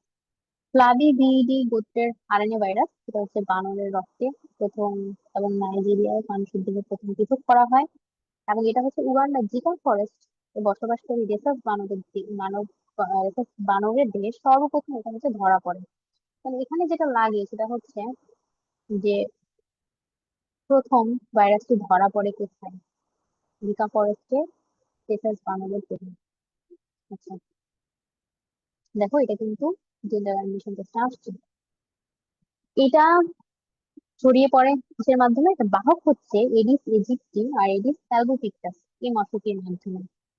সবচেয়ে বেশি দেখা যায় যে ব্রাজিল, লাতিন আমেরিকার ওই দেশগুলোতে এই জিকা ভাইরাসে মানুষ বেশি আক্রমণ হয় আর কি। এবং এখানে এই ভাইরাসে হচ্ছে তোমার মৃত্যুর হার কম।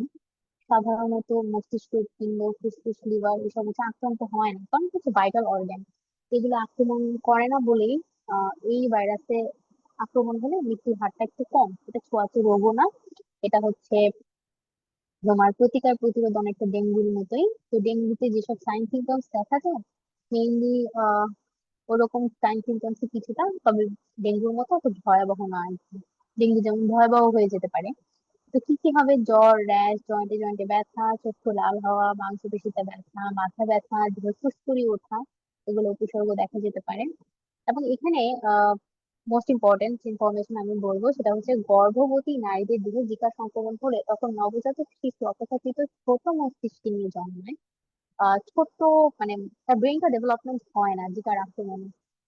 তো এই ত্রুটিটাকে বলা হচ্ছে মাইক্রোসেফালি। মাইক্রো মানে ছোট, সেফালি মানে হচ্ছে ব্রেইন আর কি। সবচেয়ে বেশি দেখা গেছে কোথায়, ব্রাজিলে।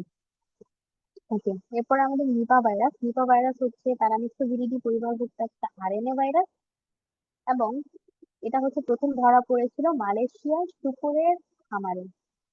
এরপরে এরা হচ্ছে দক্ষিণ এশিয়ায় ছড়িয়ে পড়ে। এবং ভাইরাসের বাহক হচ্ছে বাদুড়, এবং এটা ছড়ায় কিসের মাধ্যমে, কাঁচা খেজুরের রসের মাধ্যমে। তোমরা শুনে থাকবা যে অনেকে এরকম অনেক সময় আমাদের নিউজে এরকম ভাইরাল হয় যে নিপা ভাইরাসের আক্রমণে এরকম যে মারা গেছে কাঁচা খেজুরের রস খেয়ে। তো নিপা ভাইরাসকে বলা হয় হচ্ছে মারণ ব্যাধি একটি ভাইরাস আর কি।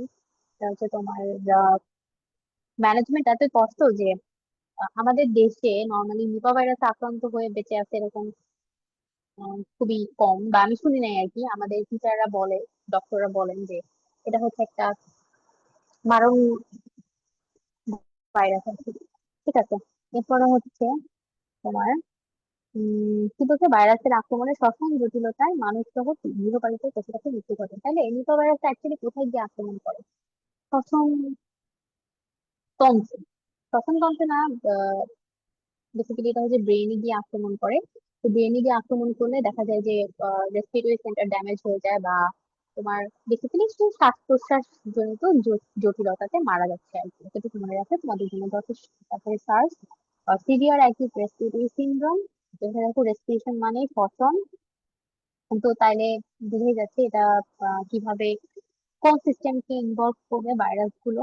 এবং এটা হচ্ছে বিভিন্ন চীন, তাইওয়ান, কানাডা এইসব দেশে আক্রমণ করে সার্স। আর এরই আরেকটা ভাই বলতে পারো মার্স, যে মিডল ইস্ট, সেখানে হচ্ছে আক্রমণ করে। বার্ড ফ্লু, প্রথমেই আমরা জানি ফ্লু হচ্ছে প্রথমে পাখিকে আক্রমণ করতো, এটা একটা ইমার্জিং ভাইরাস, এটা হচ্ছে মানুষকে আক্রমণ করতেছে। এখানে জানতে হবে যেটা, যে 2008 সালে বাংলাদেশ এবং পশ্চিমবঙ্গে বার্ড ফ্লুতে মহামারীতে অনেক মারা গিয়েছিল আর কি। এবং প্রতি বছরই দেখা যায় অনেক মুরগি মারা যায়। আচ্ছা, এখন এটা হচ্ছে দুইটা স্ট্রেন আছে, একটা হচ্ছে বার্ড ফ্লু, যেটা সেটা হচ্ছে তোমার ইনফ্লুয়েঞ্জা, দুইটা স্ট্রেন, একটা হচ্ছে বার্ড ফ্লু আর একটা হচ্ছে সোয়াইন ফ্লু। তো বার্ড ফ্লু যেটা, সেটা হচ্ছে H5N1। এটা হচ্ছে মেডিকেল অ্যাডমিশন টেস্টের প্রিভিয়াস কোয়েশ্চেন। H5N1 এটা হচ্ছে তোমার হাঁস মুরগিতে অথবা বার্ডে, পাখিতে আর কি ফ্লু রোগের সৃষ্টি করে, যেটা হচ্ছে পোল্ট্রি শিল্পকে ধ্বংস করতেছে। ওকে। আর আরেকটা হচ্ছে H1N1। তখন যেটা বড় H5N1, এটা হচ্ছে তোমার বার্ড ফ্লু বা ওই পাখিদের আক্রমণ করে। আর ছোট যেটা H1N1, সেটা হচ্ছে প্রাণীকে আক্রমণ করতেছে, সেটার নাম হচ্ছে swine flu, swine influenza virus. সেটা হচ্ছে 2009 সালে শনাক্ত করা হয়। এবং এটা দিয়ে আক্রমণ হয় কারা কারা? মানুষ এবং শুকর। আচ্ছা, তারপরে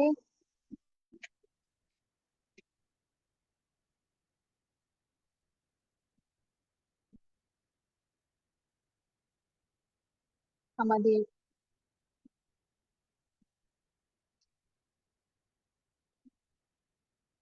আচ্ছা, hepatitis B virus. Hepatitis B virus দিয়ে কি হয়? হেপাটাইটিস বি ভাইরাস হচ্ছে বেসিক্যালি মানুষের লিভার বা যকৃৎকে আক্রমণ করে, তো লিভার ক্যান্সার হতে পারে। প্যাপিলোমা ভাইরাস, এখানে হচ্ছে এই ক্যান্সার গুলো একটু ইম্পর্টেন্ট আছে ভালোই। এগুলো হচ্ছে মাঝে মাঝে দিয়ে দেয় যে আহ, কোন লিভার ক্যান্সার কোন ভাইরাস দিয়ে হয়, বা জরায়ু মুখের ক্যান্সার কোন ভাইরাস দিয়ে হয়। আচ্ছা, তো প্যাপিলোমা ভাইরাস দিয়ে হচ্ছে হয় অ্যানোজেনিটাল বা জরায়ু মুখ ক্যান্সার, আর পিসিএস দিয়ে হয় ক্যাপোসি সার্কোমা। ঠিক আছে, তাহলে হচ্ছে এই তিনটা ক্যান্সার। এরপর মানুষের অসুস্থ হওয়ার খুবই একটা সাধারণ কারণ হচ্ছে সর্দি জ্বর। সর্দি জ্বরের জন্য কোনো ভ্যাকসিন তৈরি করা এখন পর্যন্ত সম্ভব হয়নি। আচ্ছা, ইনফ্লুয়েঞ্জা ভাইরাস নিয়ে কিছু কথা বলা হচ্ছে, যেমন হচ্ছে 8টা জিন বহন করে, আর যেটা হচ্ছে 11টা প্রোটিন করতে পারে।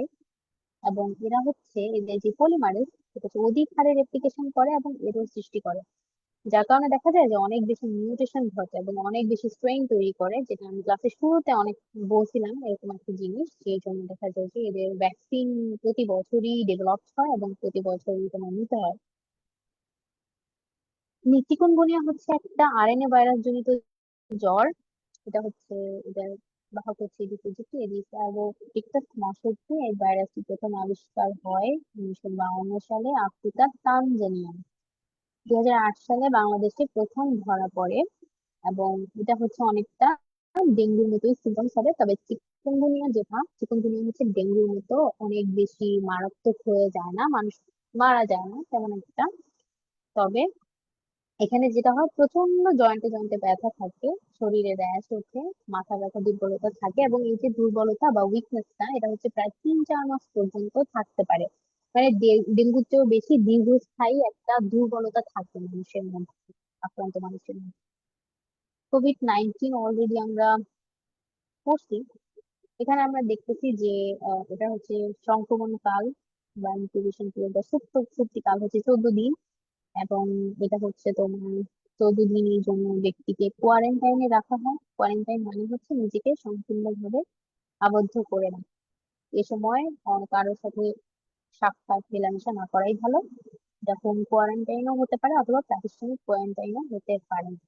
আচ্ছা, তারপর কি বলেছে, মার্চ 2021 এর পরবর্তী সময় ভারতীয় ডেল্টা প্রকরণ 2-3 দিনের মধ্যে মারাত্মক আকার ধারণ করে, এবং এটা কি করেছে, দ্রুতই দেহে অক্সিজেনের মাত্রা কমিয়ে দিত আর কি।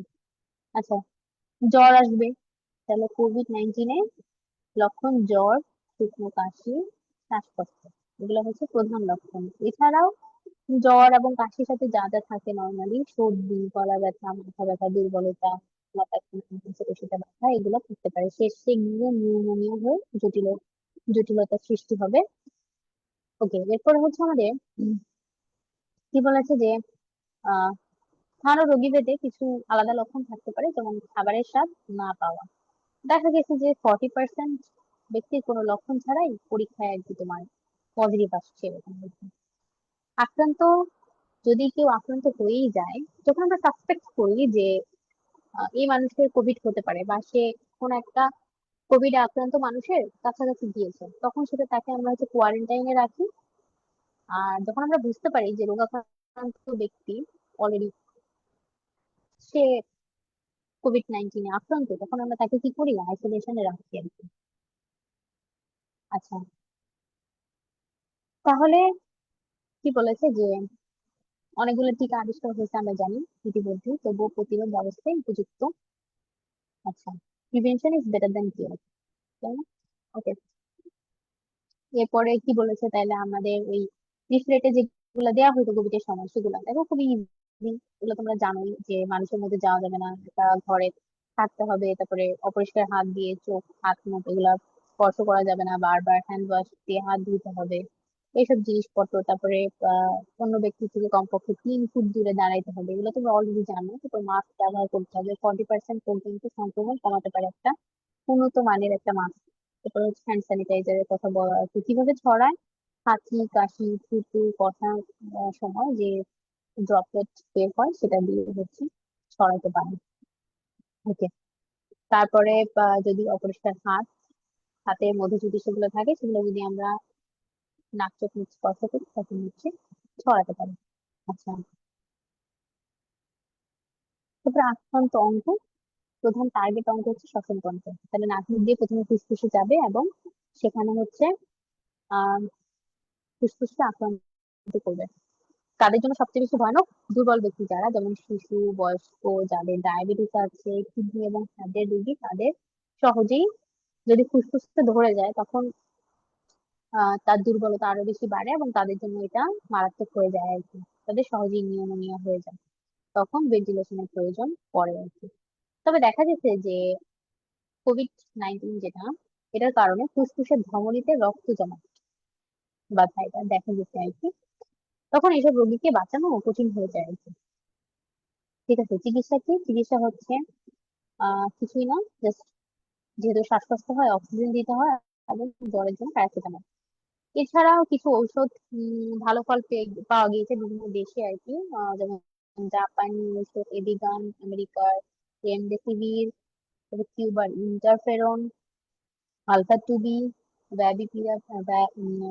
ফ্যাভিপিরাভির, এগুলো আর কি। আচ্ছা, মুমূর্ষু রোগীদের ক্ষেত্রে প্লাজমা থেরাপিতে উল্লেখযোগ্য সাফল্য পাওয়া গিয়েছে। ওকে, তাইলে প্লাজমা থেরাপিটা কি? কোন একটা মানুষ যখন অলরেডি সুস্থ হয়ে যায় ভাইরাসে আক্রান্ত হওয়ার পরে, তখন ওই সুস্থ মানুষের প্লাজমা বা রক্তরস নিয়ে ওই রোগীর দেহে দেয়া হয় আর কি, এটাকে বলা হয় প্লাজমা থেরাপি। ঠিক আছে, এরপরে হচ্ছে করোনা ভাইরাসের জন্য অনেকগুলো টিকা আবিষ্কার হয়েছে, মোটামুটি আমরা সবাই জানি, যেমন হচ্ছে চীনের করোনা ভ্যাক, তারপরে আরো অনেকগুলো আমরা নিজেরাই গিয়েছি, ফাইজার, বায়োএনটেক, এগুলো সব ধরনের, এগুলো সম্পর্কে তোমাদের আইডিয়া আছে আই গেস। আচ্ছা, এরপর হচ্ছে কি বলছে যে ডেক্সামেথাসোন সিরিয়াস রোগীর ক্ষেত্রে আশাকৃত ফল দিচ্ছে। তারপরে উম এখানে যেটা লাগবে যে সংক্রমণ পরীক্ষা আমরা কিভাবে জানতে পারি? আরটিপিসিআর পরীক্ষার মাধ্যমে। আচ্ছা, RTPCR full form reverse transcription polymerase chain reaction. Okay, বুকের এক্সরে করতে পারি, যার মাধ্যমে নিউমোনিয়াটা বোঝা যাবে। ওকে, তো এখানে স্যাম্পলটা কি নেওয়া হয়? ন্যাসোফ্যারেঞ্জিয়াল সোয়াব স্যাম্পল নেওয়া হয় আর কি। আচ্ছা, ডাব্লিউএইচও আমরা জানি 11 মার্চ 2020 প্যান্ডেমিক ঘোষণা করছিল কোভিড-19 কে। প্রথম 2019 সালে 19 ডিসেম্বর চীনের উহানে এটা হচ্ছে শনাক্ত হয় এবং 31 ডিসেম্বর 2019 একজনের মৃত্যুর মাধ্যমে সর্বপ্রথম এটা পৃথিবীবাসী জানতে পারে। আচ্ছা, বাংলাদেশে প্রথম শনাক্ত হয় 8 মার্চ 2020-এ, প্রথম 3 জন। ঠিক আছে, এরপরে আমাদের কোভিড কেস হলো হিউম্যান হার্পিস ভাইরাস। এটা হচ্ছে একটা ডিএনএ ভাইরাস, এটি হচ্ছে মেইনলি ক্যাপসি সার্কোমা হয়। That's it. আর যদি কোনো এইচআইভি রোগীদের এই হার্পিস ভাইরাস দিয়ে আক্রমণ হয়, তাদের ক্ষেত্রে ত্বকের ক্যান্সার দেখা যেতে পারে। ক্যাপসি সার্কোমাটা মেইনলি এইচআইভি রোগীদেরই হয় আর কি, তাদের একটা ত্বকের ক্যান্সার বিশেষ করে।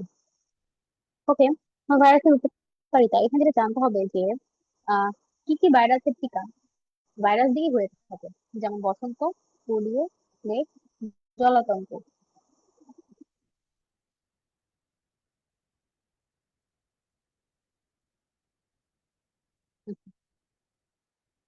তারপরে জন্ডিস রোগের টিকা।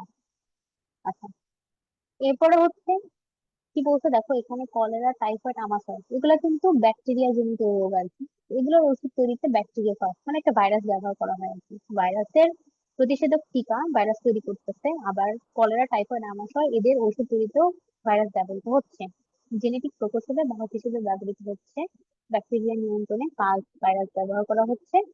এনটিভি, যুক্তরাষ্ট্রে এনটিভি নামক একটা ভাইরাস আছে, যেটি কীট পতঙ্গ নাশক হিসেবে প্রয়োগ করা হয়। এবং টিউলিপ ফুল, দেখো এখানে উম, সবসময় যে ভাইরাস আমাদের অপকার করে তা না, এখানে হচ্ছে দেখো যে উদ্ভিদে যে সবসময় অপকার করতেছে তা না। টিউলিপ ফুল, লাল টিউলিপ ফুলে যখন এই ভাইরাসটা আক্রমণ করে, তখন দেখা যায় যে ছোপ ছোপ সাদা সাদা আর কি দাগ পড়ে, তখন এটা দেখতে ভালো লাগে আর কি, তখন ফুলের মূল্য বেড়ে যায়। ওকে, এরপরে অস্ট্রেলিয়ার খরগোশের নিধনে মিক্সো ভাইরাস ব্যবহার করা হয়। তাহলে ভাইরাস নিয়ন্ত্রণের দুইটা উপায়, একটা হচ্ছে ভ্যাকসিনেশন বা টিকা প্রদান করা। টিকা প্রদান করলে কি হয়, আমাদের ইমিউন সিস্টেম শক্তিশালী হয়। ওকে, 2 নম্বরে হচ্ছে অ্যান্টিভাইরাল ঔষধ, মানে ভাইরাসের বিরুদ্ধে আমরা ঔষধ দিব। যেমন ইন্টারফেরন হচ্ছে একটা অ্যান্টিভাইরাস ড্রাগ। ইন্টারফেরন কি করে? ভাইরাসকে নিষ্ক্রিয় করতে পারে। কিন্তু অ্যান্টিবায়োটিক হচ্ছে ব্যাকটেরিয়ার বিরুদ্ধে কাজ করে, এটা কিন্তু কখনো ভাইরাসের বিরুদ্ধে কাজ করতে পারবে না। ঠিক আছে, এবার হচ্ছে আমাদের আমরা এতক্ষণ যা যা করলাম সেগুলো হচ্ছে একটা বক্স আকারে দেওয়া আছে, এগুলো হচ্ছে আমরা খুবই মনোযোগ সহকারে একদম 100% ইম্পর্টেন্স দিয়ে পড়বো, বোধ এটা এবং এই সব দুইটা সব আমাদের হচ্ছে তোমরা দেখে বুঝতে পারবা। টুংরো ভাইরাস, ধানের হচ্ছে টুংরো রোগ, তা হচ্ছে বাঞ্চি টপ ভাইরাস, এটা কোন উদ্ভিদে করে? কলা। পটেটো মোজাইক ভাইরাস গোলার আমরা জানি। তারপর হচ্ছে বুশি বুশি স্ট্যান্ড রোগ কোন উদ্ভিদে হয়? টমেটোতে হয়। আর মোটামুটি বাকিগুলা নাম দেখেই বোঝা যায়। তারপরে এগুলা হচ্ছে আমাদের অতি পরিচিত ভাইরাস, যেগুলা প্রাণী দেহে রোগ সৃষ্টি করে, এগুলো আমরা অলরেডি বলে আসছি। এখানে একটা জিনিস খেয়াল করো, কিছু কিছু আহ জায়গা আছে, যেমন হচ্ছে ব্যাকটেরিয়া ভাইরাস, পলিওমা ভাইরাস, এই দুটা। ব্যাকটেরিয়া ভাইরাস কাকে আক্রমণ করে? গরুকে। পলিওমা ভাইরাস কাকে আক্রমণ করে? ইঁদুরকে। বসন্ত করে, ইঁদুরের ঠিমান করে। বাকিগুলা মোটামুটি আমরা পড়ে ফেলেছি।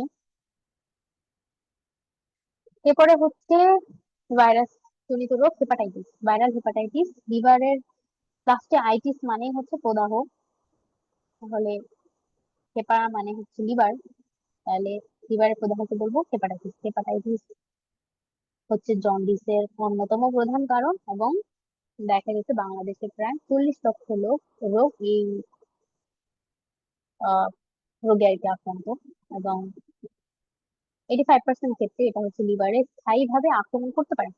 তো হচ্ছে 10 থেকে 15 বছরের মধ্যে বিভিন্ন জটিলতা তৈরি করে আর কি। তো হেপাটাইটিস মেইনলি আমাদের দেশে সবচেয়ে বেশি কমন হচ্ছে হেপাটাইটিস বি ভাইরাস আর কি। এছাড়াও আরো 4 ধরনের আছে hepatitis A, C. C K বলা হয় ফুসের আগুন বা নীরব ঘাতক। এছাড়াও রয়েছে হেপাটাইটিস ডি আর হচ্ছে হেপাটাইটিস সি। আচ্ছা, অধিকাংশ বলছে কি হেপাটাইটিস বি দিয়ে হয়ে থাকে। হেপাটাইটিস বি হচ্ছে একটা ডিএনএ ভাইরাস, বিষসূত্রক এবং বৃত্তাকার। এখন কিভাবে ছড়ায় হেপাটাইটিস? আচ্ছা, এটা হচ্ছে আক্রান্ত মায়ের বুকে দুধ পানের মাধ্যমে, আক্রান্ত ব্যক্তির ইনজেকশনের সিরিঞ্জের মাধ্যমে, যৌন মিলনের মাধ্যমে। বেসিক্যালি তিনটা ইয়ে আছে, তাহলে দুধ পানের মাধ্যমে, ইনজেকশনের সিরিঞ্জের মাধ্যমে এবং যৌন মিলনের মাধ্যমে এটা হতে পারে। এরপরে আমাদের একটা বক্সের মধ্যে ভাইরাসের গঠনগুলো দেওয়া আছে, কোথায় কি থাকে এবং কি দিয়ে তৈরি। তো আমরা সেটা খুবই ভালো করে পড়বো। এইচআইভি এ ভাইরাস, হেপাটাইটিস এ কে বলা হয় হচ্ছে এন্টারোভাইরাস, হেপাটাইটিস বি কে বলা হয় হেপার ডিএনএ। এই যে এটাকে ফ্লাভি ভাইরাস বলা হয়। আহ, তখন জিকা ভাইরাস পড়ানোর সময় বলেছিলাম যে হেপাটাইটিস সি এবং হচ্ছে ডেঙ্গুকেও ফ্লাভি ভাইরাস বলা হয়। তারপর হেপাটাইটিস ডি কে বলা হয় অসম্পূর্ণ, আর ই হচ্ছে ক্যালিসি ভাইরাস। এদের মধ্যে একমাত্র বি হচ্ছে ডিএনএ আর সি হচ্ছে একসূত্রক ডিএনএ। এখান থেকে যেটা লাগবে, এই আয়তনের লাইন দরকার নাই, সূত্রিকাল করতে হবে। সূত্রিকাল হচ্ছে বি এর যেটা 45 থেকে 180 ডিগ্রি। তো তোমরা নর্মালি যদি লিখতে চাও রিটেনে, তখন তোমরা জাস্ট হেপাটাইটিস বি একটা লিখে দিলেই হবে। আর বাকিগুলা একটু দেখতে পারো। দেখো, এটা এটা এটা প্রায় সেম, জাস্ট আপার মার্জিন 14 আর এখানে হচ্ছে 45 ভিন্ন আছে। আর বাকিগুলো অনেক কম কম, হ্যাঁ, 14 থেকে 28। মানে এদের সূত্রিকাল হচ্ছে কম আর কি। এদের সবচেয়ে কম হচ্ছে হেপাটাইটিস এ। রোগের লক্ষণ কি হবে? লক্ষণ হচ্ছে আহ প্রথম দিকে কোনো লক্ষণই দেখা যায় না। এরপরে সত্যিকার পিরিয়ডটা পার হওয়ার পরে তখন জ্বর, মাথা ব্যথা, পেট ব্যথা, ক্ষুধামন্দা, খাবারের অরুচি, বমি বমি ভাব, দুর্বল বোধ, পাতলা পায়খানা এবং হাড়ে দিতে ব্যথা, এই লক্ষণগুলো প্রকাশ পায়। তো কিভাবে বুঝতে পারে? প্রস্রাবের কালার হলুদ হয় এবং চোখের সাদা অংশ হলুদ হয়ে যায়। তখন হচ্ছে এটা হচ্ছে মানুষ খেয়াল করে যে ঠিক আছে, তাহলে মনে হয় জন্ডিস হয়েছে। ওকে, তাহলে শেষ পর্যন্ত এটা কি করে? লিভারে সিরোসিস করে, লিভার ক্যান্সার করে। আচ্ছা, এবং এই যে এতগুলা হচ্ছে হেপাটোট্রফিক ভাইরাস, এদের মধ্যে হেপাটাইটিস বি এবং সি এই দুইটা হচ্ছে জাস্ট তোমার লিভার সিরোসিস করতে পারে এবং লিভার ক্যান্সার করতে পারে, বাকিগুলা কিন্তু করে না। ওকে, আচ্ছা, এখন কি হয় কিভাবে বুঝতে পারি? রক্তে বিলিরুবিনের মাত্রা বেড়ে যায়, এসজিপিটি বেড়ে যায় যখন জন্ডিস হয় বা এই ভাইরাসগুলো দিয়ে আক্রমণ হয়। তাহলে এই দুইটা পরীক্ষা আমরা করতে পারি। এছাড়াও আমরা যদি স্পেসিফিক্যালি হেপাটাইটিস বি নির্ণয় করতে চাই, সেক্ষেত্রে আমরা হচ্ছে রক্তে এইচবিএস সারফেস অ্যান্টিজেন এই পরীক্ষাটা করতে পারি। যদি এটা পজিটিভ আসে, দ্যাট মিনস ওই মানুষটা হেপাটাইটিস বি ভাইরাস দিয়ে আক্রান্ত। এবার হচ্ছে এটার প্রতিকার কি বা ট্রিটমেন্ট কি? ট্রিটমেন্ট হচ্ছে, এটা হচ্ছে বেসিক্যালি কোনো কার্যকরী চিকিৎসা নাই।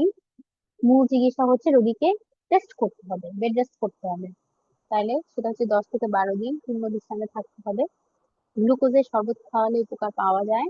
এছাড়াও দেখা গেছে অড়হর পাতা, ভুঁই আমলার পাতা, এই এদের রস খাওয়ালে অনেকে উপকার পাইছে বলে দাবি করছেন আর কি। আচ্ছা, কি কি ঔষধ খাওয়ানো যেতে পারে রোগীকে? Amoxicillin, metronidazole, vitamin C. Vitamin C, metronidazole, amoxicillin basically হচ্ছে এটা হচ্ছে অ্যান্টিপ্রোটোজোয়াল, এটা হচ্ছে অ্যান্টিবায়োটিক আর কি। আচ্ছা, প্রতিরোধের একমাত্র উপায় হচ্ছে পেন্টাভালেন্ট ভ্যাকসিন। আমরা জানি ভাইরাসের বিরুদ্ধে প্রতিরোধকতা ভ্যাকসিন দিতে হয় আর কি। তো হেপাটাইটিস বি পেন্টাভালেন্ট ভ্যাকসিনের ডোজ প্রায় 4টা। প্রথম 3টা হচ্ছে 1 মাস পর পর দিতে হয় এবং 4টা হচ্ছে প্রথম ডোজ থেকে 1 বছর পর দিতে হয়। 5 বছর পর একটা বুস্টার ডোজ দিতে হয়। ঠিক আছে? আচ্ছা, তাহলে হচ্ছে তোমার কয়টা গেল? দেখো, প্রথম 3টা 1 মাস পর পর, 4 নাম্বারটা 1 বছর পরে এবং 5 বছর পরে বুস্টার, সব মিলায় হচ্ছে 5টা ডোজ। এই জন্য এটার নাম হচ্ছে পেন্টাভালেন্ট। ঠিক আছে?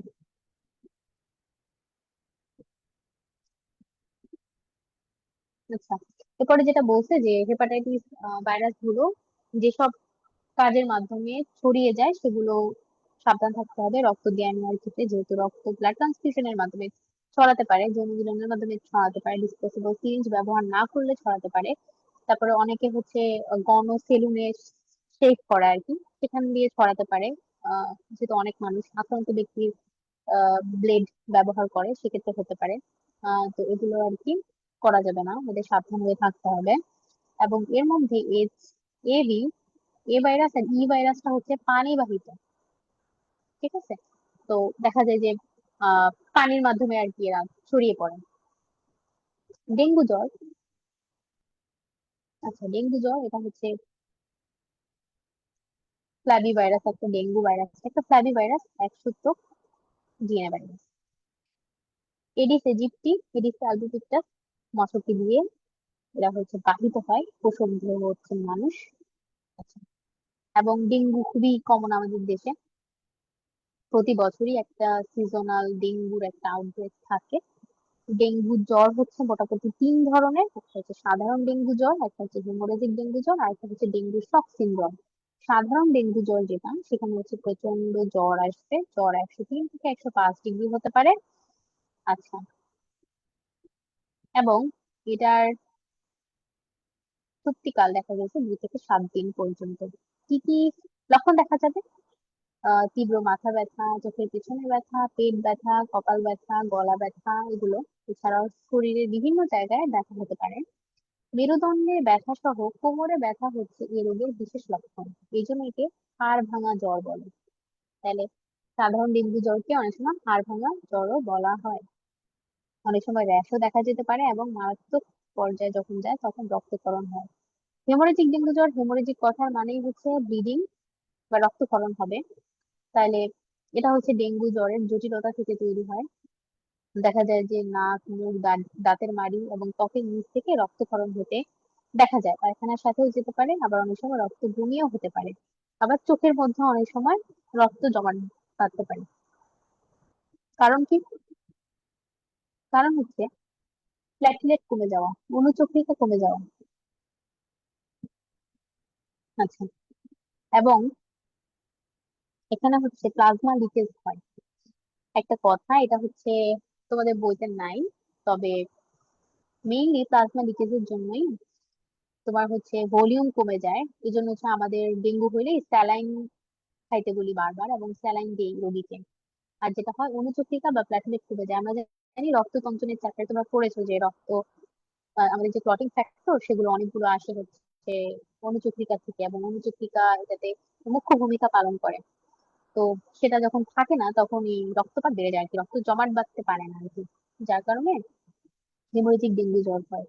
ডেঙ্গু শক সিনড্রোম, এটা হলে হিমোকনসেন্ট্রেশন দেখা যেতে পারে, মানে শকে চলে যেতে পারে একটা মানুষ। এরপরে হচ্ছে কিভাবে ডেঙ্গু জ্বর তাহলে আমরা শনাক্ত করব, হচ্ছে সেরোলজি, রক্তের পরীক্ষার মাধ্যমে। রক্তে আমরা কি করবো, একটা অ্যান্টিজেন পরীক্ষা, সেটা হচ্ছে NS1 অ্যান্টিজেন, আর হচ্ছে দুটা অ্যান্টিবডি আছে, IgG, IgM, ঠিক আছে? তো আমরা প্রথমে NS1 অ্যান্টিজেন, এটা হচ্ছে একটা অ্যান্টিজেন পরীক্ষা, এটা হচ্ছে অ্যান্টিবডি পরীক্ষা।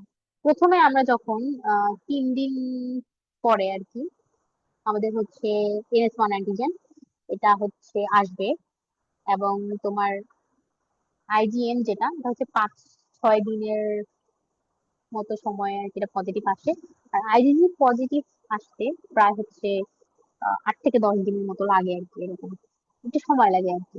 আচ্ছা, এবার কি বলছেন যে তীব্র সংক্রমণে অ্যান্টিবডি পরিমাণ প্রায় 4 গুণ পর্যন্ত বৃদ্ধি পেতে পারে। আচ্ছা, আমি যে সময়গুলো বললাম এটা হচ্ছে প্রথমবার সংক্রমণে, দ্বিতীয়বার সংক্রমণে কিন্তু IgG এবং IgM অনেকটা আগেই পাওয়া যায়। আচ্ছা, প্ল্যাটিলেট পরীক্ষা আমরা করতে পারি। প্ল্যাটিলেট যেহেতু কমে যাবে, তো আমরা এটা সংখ্যা দেখে বুঝতে পারি। এটা সেল কালচার করেও ভাইরাস শনাক্ত করা যায়। তাহলে চিকিৎসায় কি করব?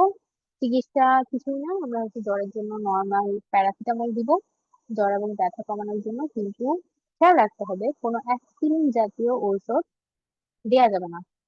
তাহলে কি হবে, রোগীর ব্লিডিং আরো বাড়বে। আচ্ছা, আর রোগীকে প্রচুর পরিমাণে পানি, ফলের জল, তরল খাবার এগুলো হচ্ছে দিতে হবে।